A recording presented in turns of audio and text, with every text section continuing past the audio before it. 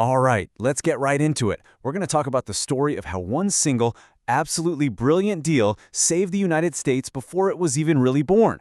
Seriously, we're going back to the summer of 1787, a time when the whole idea of America was about to completely fall apart. So, picture this. It's Philadelphia. It's brutally hot, and the Constitutional Convention is on the verge of just imploding. Tempers are shot. You have delegates like Gunning Bedford Jr. basically threatening to break up the country and go find new allies.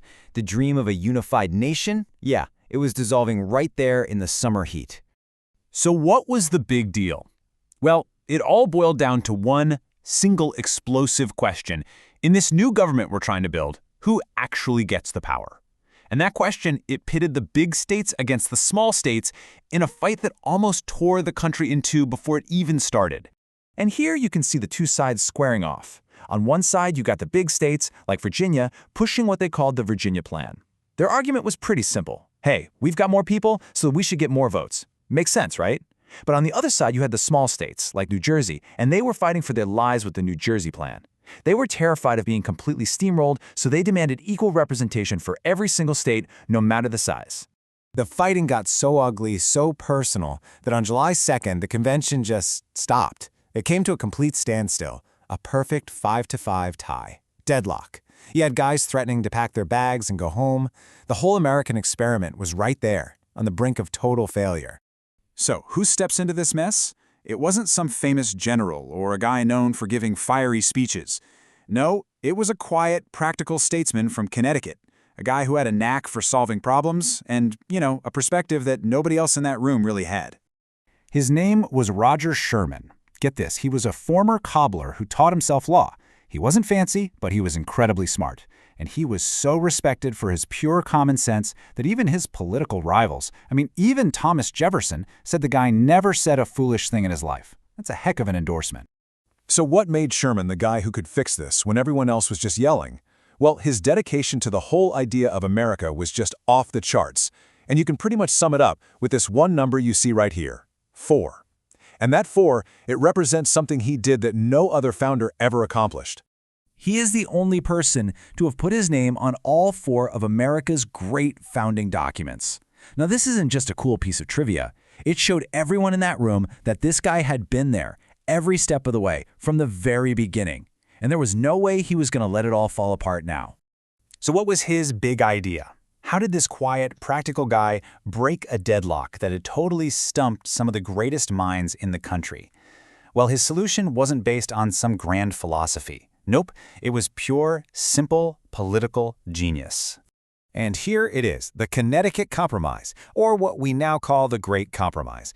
And what's so amazing is just how simple it was. He basically said, why do we have to choose? Let's do both. He proposed a 2-house legislature. The House of Representatives would be based on population. That made the big states happy. And the Senate would have equal representation. 2 senators for every state, period. That made the small states happy. It was elegant. It gave both sides a win. So with Sherman's compromise on the table, everything came down to this one, single, incredibly tense vote. You can just imagine the atmosphere in that room. This was it, their last shot to actually create a country. And the result was unbelievably close. 5 states voted for it. 4 states voted against it. 1 state's delegation was split, so they couldn't even vote. Think about that. It was as close as you can possibly get. The entire future of the U.S. Constitution came down to a 5-4 vote. And just like that, with that razor-thin margin, the Great Compromise was adopted. The deadlock was shattered, the crisis was over, the work of actually building a nation could finally continue. Now, this compromise, it created the very structure of Congress we still have today. The House and the Senate balancing each other out. But what happened right after the vote? Well, it's a lot more complicated than the simple story we usually hear.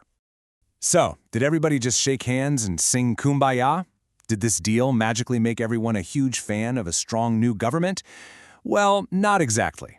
In fact, some recent research into how the delegates voted tells a very, very different story. And this is absolutely fascinating. The compromise didn't end the fight, it just changed the arena. The power struggle just moved. Now the large states, who had the advantage in the House, started fighting to make the House more powerful. And the small states? Well, they dug in their heels to defend the power of the Senate, where they were on equal footing. So the fight wasn't over. It just had a new set of rules.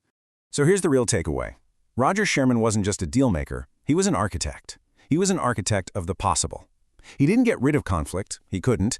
Instead, he built a system, a framework, where all these competing interests could fight it out without tearing the whole country apart. He basically built the wrestling ring for American politics. And that really leaves us with a huge question for today, doesn't it? It forces us to think about what it really takes to find compromises that don't just kick the can down the road, but actually build a framework that can last for centuries. The Great Compromise, it wasn't perfect, but it was possible. And in the end, that's what made all the difference.